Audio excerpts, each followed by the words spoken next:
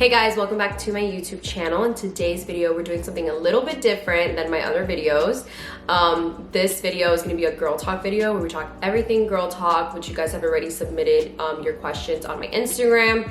And this idea came from LAURDIY's, one of her latest YouTube videos, and I think she got it from someone, but I don't know who right now at the top of my head, so I'll credit her down below. I thought this was such a fun idea because as like a girl and like a woman, I feel like we don't really talk about a lot of things. We didn't really talk about a lot of things on our channel like this, and I just love that like people are starting to do this because there is some type of things that like when I watched LAURDIY's, I was like, damn, I don't do that, maybe I should do that, or oh my god, I do the same thing. You know, it's just so relatable. I feel like it's relatable, woman to woman, girl to girl. So I'm very excited. I saw already a couple things you guys submitted, and I'm very excited to talk about girl stuff.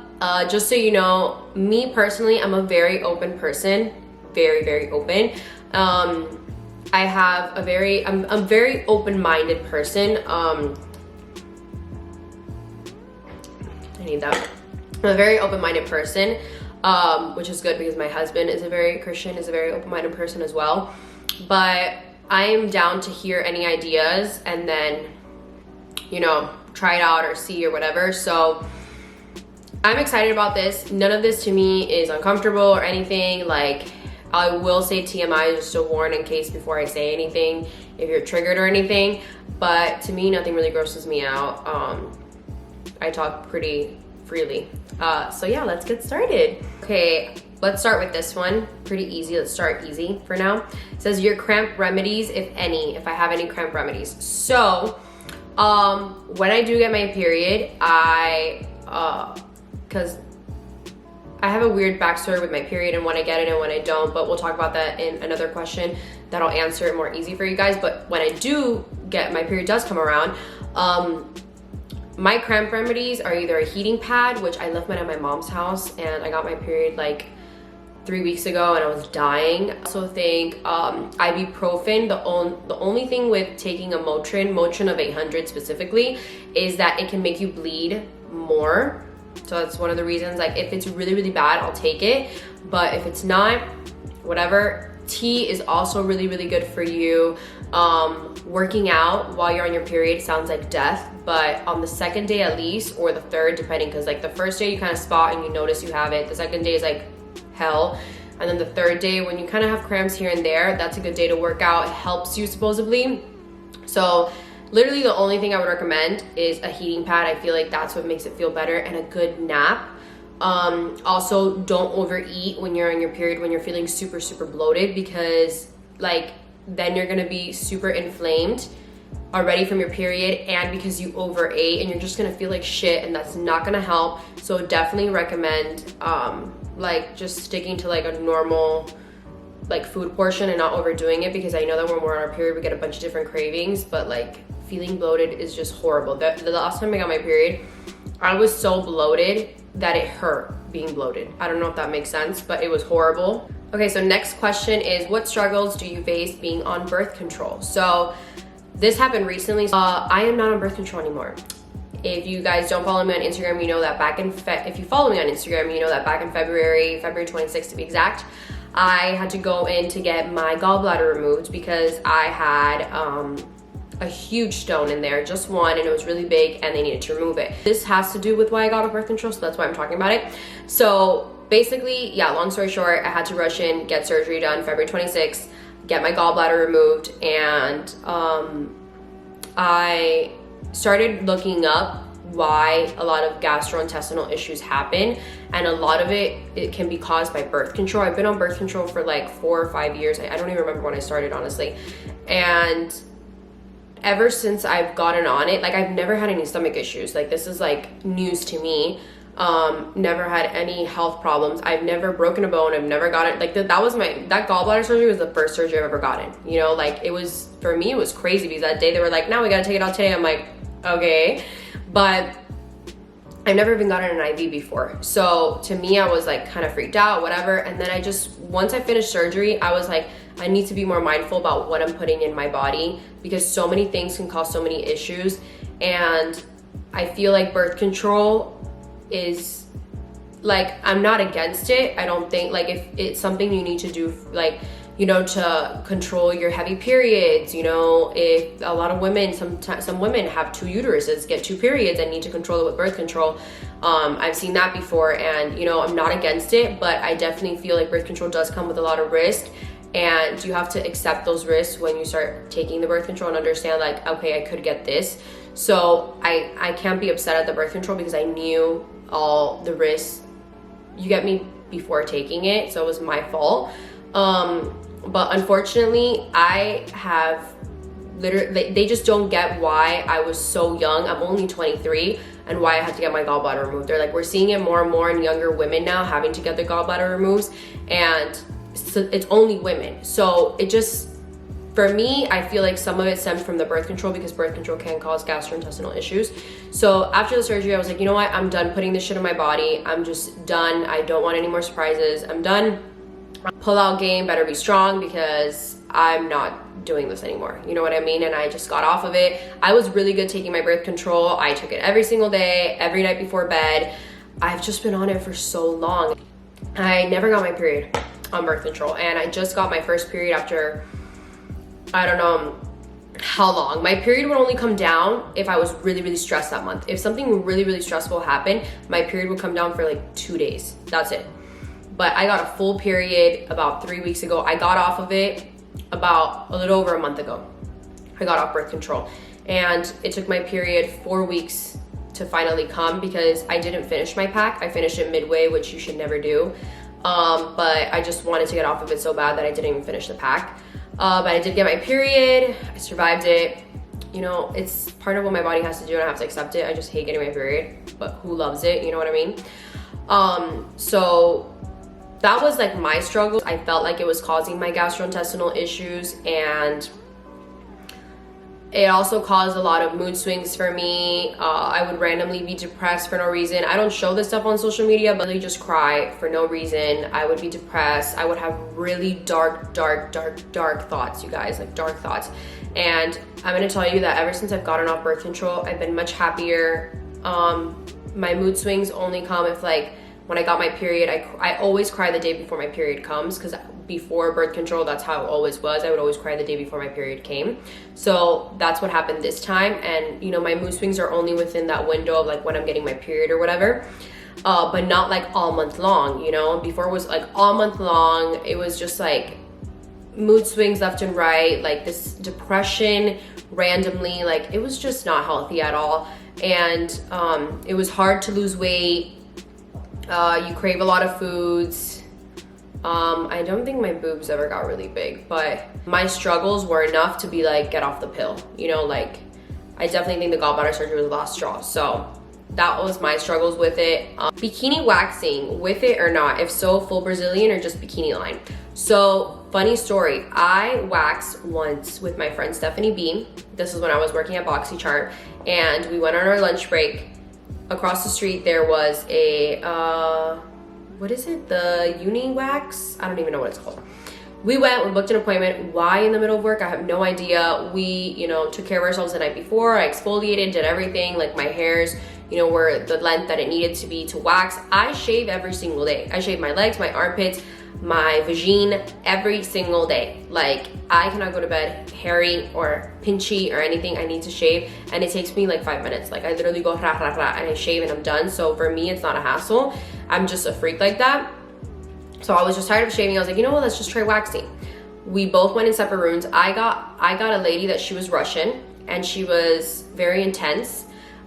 She saw that I was scared, and she put the wax on her arm and waxed it off. She goes, look, it's so easy, like it doesn't even hurt. And I'm like, okay. I was freaked out. And she's like, your boyfriend's gonna love it, just do it. And I'm like, oh my god, okay, whatever. So I get on the table, she starts waxing me, and I'm like, damn, this freaking hurts. Like, I was like, what the hell? When she gets to the lip part, because every woman knows that the lip part is the worst, she put 3 like on the side of my lip, the middle of my lip, and the side of my lip. And she pulled one that I had on the top of my vagine, like right on the top. She pulled that one. So I'm like, okay, we're not at the lips yet. She's still at the top. She waxed that one. The second that she waxed that one, she went under and she pulled all 3 waxes that were combined on my lip, and I wanted to die. I felt like I was being murdered. I was like, what the, like, who the fuck does this for?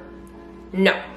I remember I didn't even let her finish. I got up and I go, nope, that's it, I'm done. I put on my pants. She goes, come on. And I'm like, no. They didn't even charge me for it. They were like, they felt so bad. I was like, I'm sorry, it's not you, it's me. I'm the biggest wimp ever. Like, I just can't do it. And I didn't even get to like the butt. Like, I didn't even do that. I don't even want to think about that. And my friend Stephanie B was in the other room. I hear her laughing and crying all at the same time. She comes out and she goes, I did the whole thing. And I'm like, you did your butt? And she goes, yeah. And I'm like, oh my God, you're crazy. I didn't even get to that area. And I remember I have very sensitive skin because I'm very fair. So I had like little ronchitas, I don't know how to say it, like little bumps, red bumps, and like a lot of bleeding. I don't know why, but whatever, on the top part of my vagine.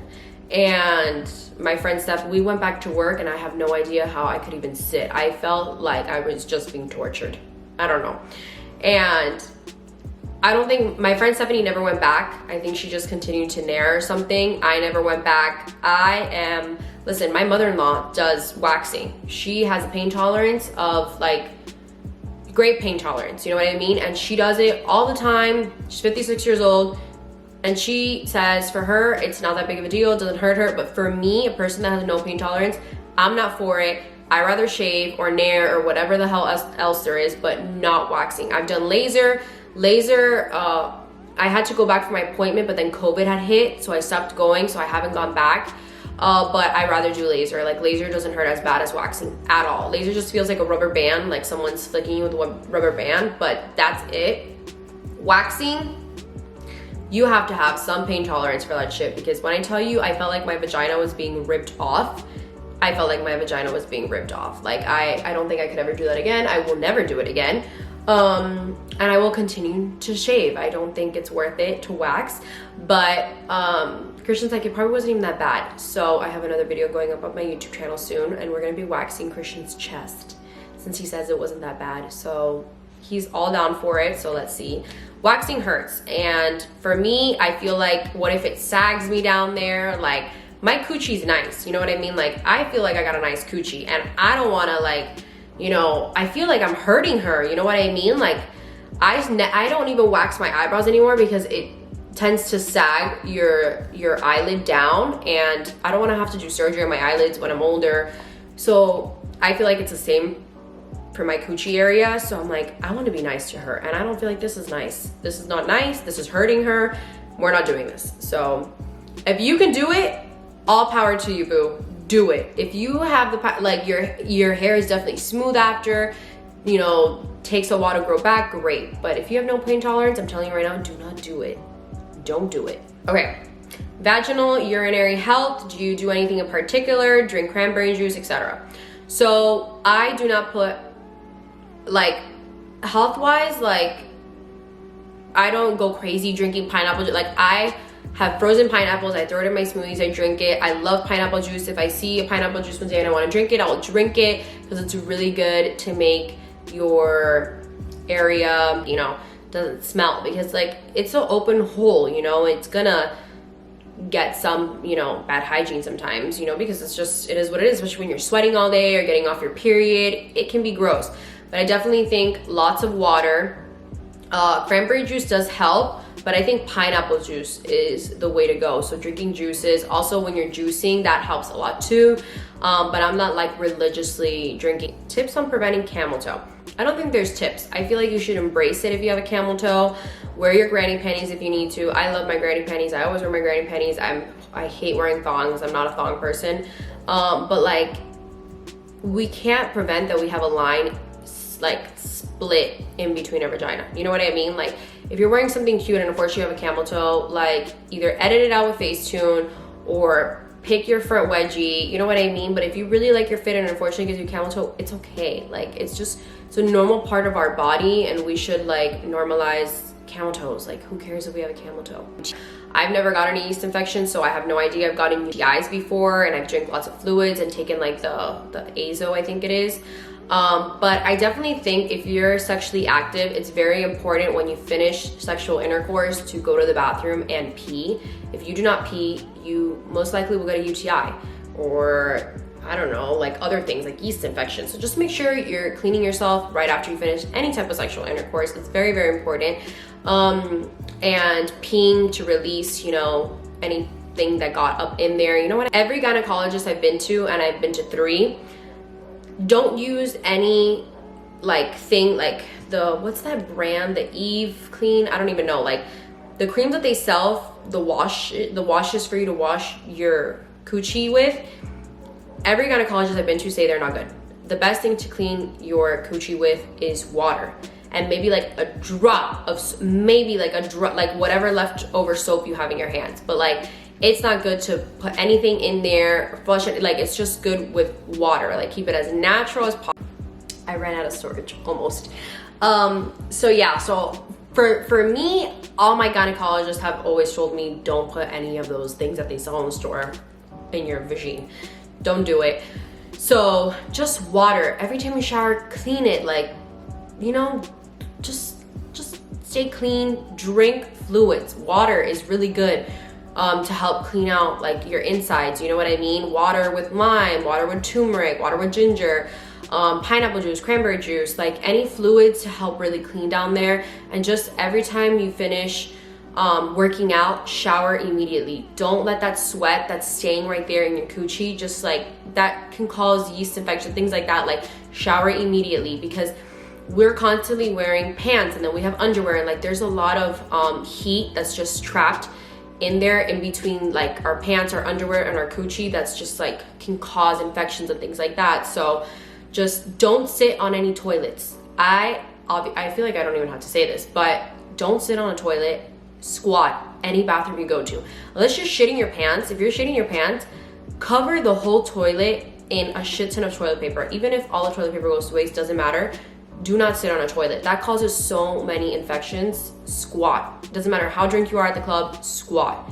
Squat, squat, squat. So just be very careful. Even if you're at someone's house and you don't even know how people clean their bathroom. So squat at someone else's bathroom too. You know what I mean? Even if it's your good friend. How do you tell a guy that his thing be stinking when you go down there? I'm a very open person. I'm very blunt, and I don't like beat around the bush. If it smells, it smells. You gotta clean it. You know what I mean? Like, just, you know, like, I don't know, make a joke about it. Like, be like, ooh, I don't know. Like, the thing is, I've been only with my husband, so like, I can literally be like, dude, like, what's wrong? Your dick smells. I don't know. I've never been insecure with my husband. I feel like it's because we've been together for so long that I don't feel insecure. I feel very like confident, and I feel like confidence is a really big thing when it comes to sex, and just like anything physical when it comes to like your husband, or just even like emotionally. Like, I feel like confidence is so like, it's key like to a marriage, because you want to feel confident, know what you're doing, and know, like, you know, that you're just confident within your relationship. So I've never felt insecure. I definitely do not poop in front of my husband. I'm not secure with that. That's one thing I definitely am insecure about. I put on music or loud TikToks or something, and I don't do the whole we poop in front of each other thing. So maybe that's like one thing I am insecure about. I don't like to poop. Well, I don't really like to poop in front of anyone. And someone who makes you feel really comfortable and who just like gets you and just makes the whole experience great for you, it's gonna be easy to be confident. So you first have to find someone that's gonna make you feel very comfortable, so then you're able to feel confident. And let me tell you, I was never confident when it came to like doing things or something like that when I was younger, because every girl, like, their first time for anything is scary. But once you're with someone that makes you feel so comfortable and makes you feel so beautiful, and makes you, like, your confidence just comes out of you. You guys first have to be comfortable with each other for the confidence to really come out. How do you keep the spark in a long-term relationship? I feel like keeping a spark in a long-term relationship is definitely flirting with each other all the time. Physical touch, you know, touching each other, like little things like I'll bend over to pick something up, Christian slaps my ass, things like that. Like you want to continue flirting with each other because it just helps the relationship keep going. and that spark as well. And don't be like people, oh, when you're married, you barely even have sex. Like, no, you don't want to do that. You want to make sure that you're always satisfying your partner and vice versa, because it's a two-way street, you know what I mean? And just find exciting things to do together. Don't keep the same routine. Don't get comfortable. Fit like in your sex life and also like in your regular married life.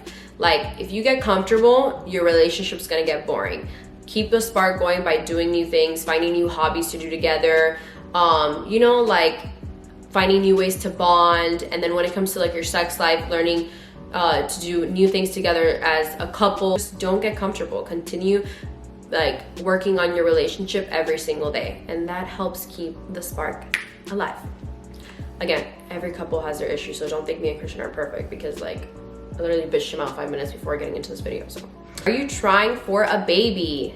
Is this girl talk considered girl talk? This isn't considered girl talk, girl, but I'll answer because a lot of people always ask me. So you already know that I'm off birth control, guys. I already spoke about that. I'm not trying for a baby. I mean, if it happens, it happens. I'm not trying for it, but I'm also not being super cautious about it. So, I mean, whatever. But am I trying? No, I'm not trying. Okay, this is how many times a week do you and Christian get some action? Okay. Honestly, it's just when you're in the mood, when you feel like it. Sex should never be forced, scheduled, planned. That doesn't come naturally. It should be, you know, when you feel like it. Like, there could be times where it could be 3 times a week. Then there can be a time where I'm getting off my period or starting to get on, that it's only like once, or like that week doesn't even happen, but then the next week somehow it was like every other day. You know, like it just depends. It happens when it happens. You know what I mean? What makes a good gyno versus a bad one? Ooh, I had a bad gyno. So he wasn't a bad gyno. He was actually the gynecologist that delivered me, my sister, and my brother. He was my mother's gyno and OB, and he delivered all of us 3. But the thing is the guy is like 62 years old. I don't know, he's in his 60s, because my mom gave birth to me when she was 25, my sister when she was 23.